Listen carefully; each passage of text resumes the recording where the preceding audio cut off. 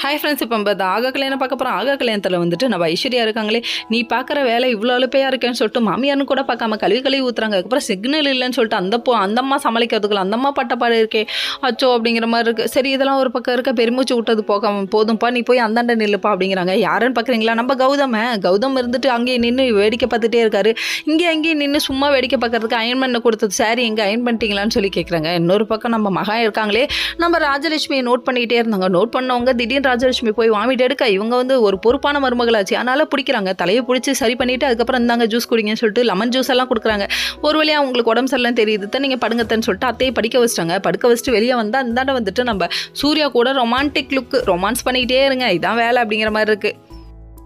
அது மட்டும் இல்லைங்க, வச்சா ரொமான்ஸ் வச்சுட்டே இருக்க வேண்டியது, இல்லைன்னா ரொமான்ஸே வைக்கிறதில்ல. பரவாயில்ல, மக்களின் கோரிக்கைக்கு இணங்க நாங்கள் செய்கிறோம் அப்படிங்கிறாங்க. இதெல்லாம் ஒரு பக்கம் இருக்க. திடீர்னு ஆக்சிடென்ட் ஆகுதுப்பா, ஆக்சிடென்ட்டை குறைச்சிக்கோங்கப்பா அப்படிங்கிற மாதிரி தான் இருந்தது. அதுக்கப்புறம் பார்த்தீங்கன்னா பிரபாவோட மனசு ரொம்ப ஃபீலிங்ஸில் இருக்குன்னு சொல்லிட்டு கோடீஸ்வரி இப்படி தோல் மேலே கை போட்டு ஒன்றும் இல்லை பிரபா சரியாயிடும்னு சொல்கிறாங்க. இதுக்கு எதுக்குங்க அவங்கள வர வச்சிங்க அப்படிங்கிற மாதிரி இருக்குது.